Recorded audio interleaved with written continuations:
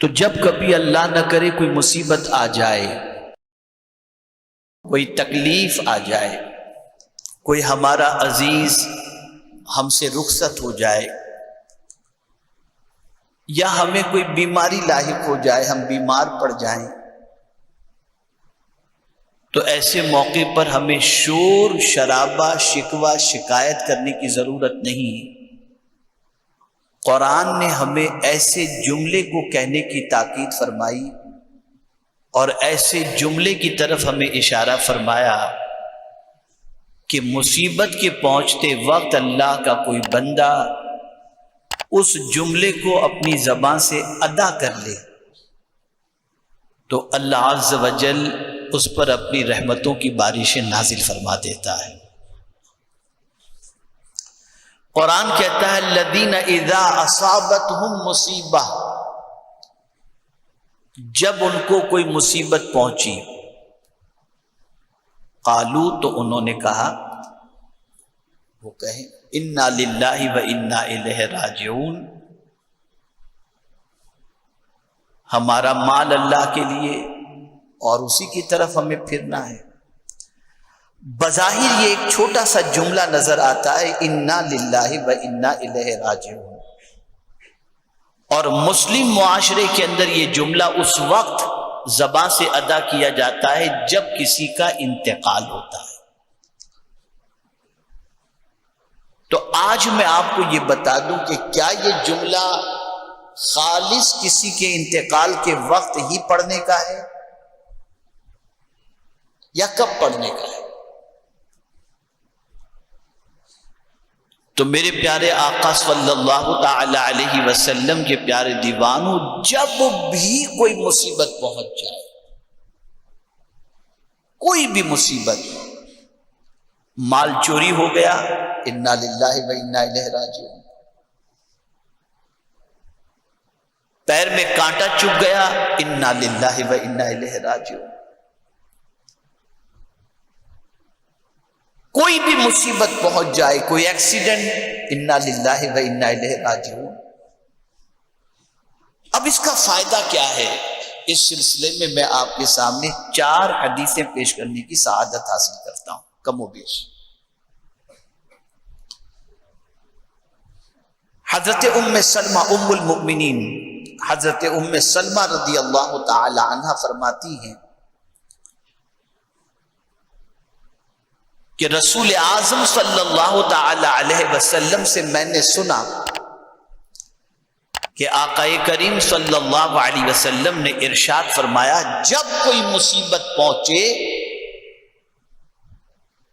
تو پڑھو انا للہ و انا الیہ راجعون، اور ساتھ ہی ساتھ یہ دعا بھی، اللہم اجرنی فی مصیبتی واخلف لی خیرا منہا۔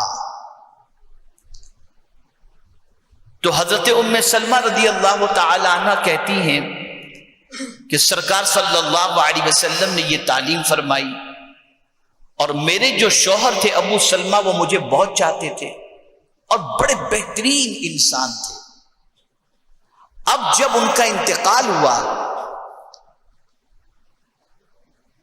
تو میں نے انا للہ و انا الیہ راجعون پڑھا، اور اس کے بعد یہ دعا پڑھی، اللہم اجرنی فی مصیبتی واخلف لی خیرا منہا، اے اللہ میری مصیبت پر مجھے اجر عطا فرما، اور جو میری چیز ضائع ہو گئی، چلی گئی، اس سے بہتر مجھے عطا فرما۔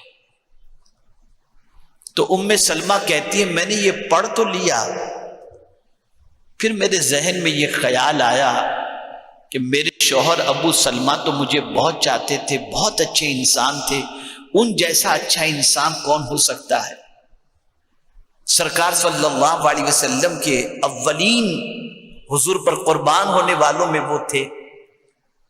اب جب حضور صلی اللہ علیہ وسلم نے فرمایا کہ انا للہ و انا الیہ راجعون اور اللہم اجرنی فی مصیبتی واخلف لی خیرا منہا، اس کے پڑھنے سے اس سے بہتر چیز تمہیں اللہ عطا کر دے گا، تو میرے شوہر سے بہتر کون ہوگا؟ لیکن سوچا انہوں نے کہ چلو میں پڑھ لیتی ہوں، انہوں نے پڑھ لیا۔ تو کچھ دنوں کے بعد حضور نے اپنا پیغام شادی کا بھیج دیا۔ اپنا پیغام بھیج دیا۔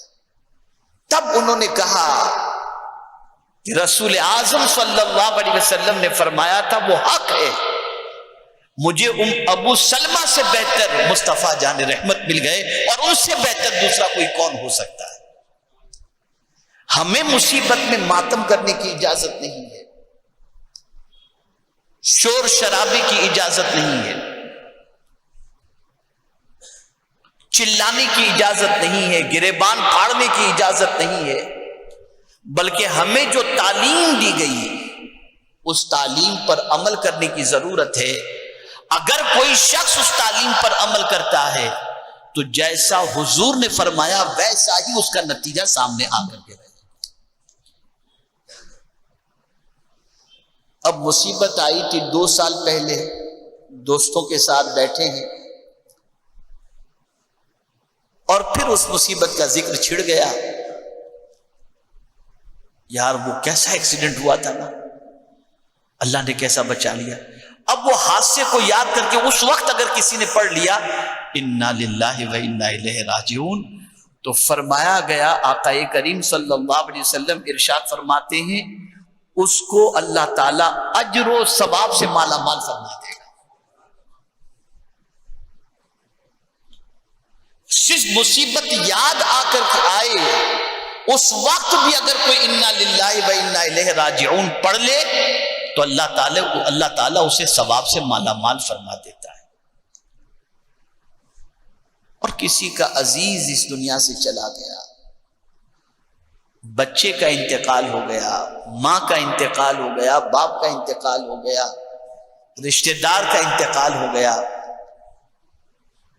تو عام طور پر آج ہمارے معاشرے میں یہ چیز رائج ہو چکی ہے بہت سارے علاقوں میں کہ بعض رلانے والے اور رونے والے بلائے جاتے ہیں اور ایسے جملے کہے جاتے ہیں جس سے خود بخود آنکھ سے آنسو نکلیں اور آدمی رونا دھونا، اب کیا ہوگا، یہ چلا گیا، اس کے بغیر کیسے جئیں گے، اور نہ جانے کیا کیا کہا جاتا ہے۔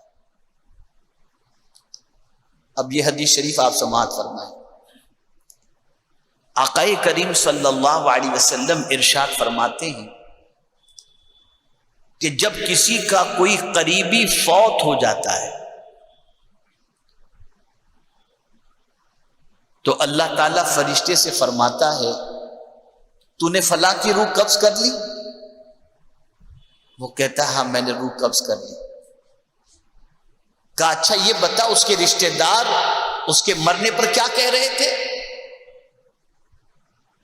تو فرشتے عرض کرتے ہیں کہ مولا وہ یہ کہہ رہے تھے انا للہ و انا الیہ راجعون، بس میرے رب کو پیار آتا ہے۔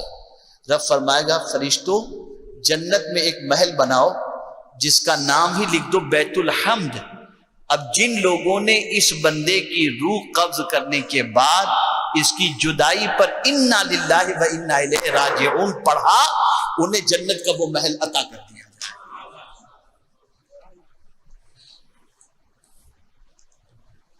اتنے خرافات ہمارے معاشرے میں آ چکے کہ نہ خوشی میں خدا یاد رہا نہ غم میں خدا یاد رہا۔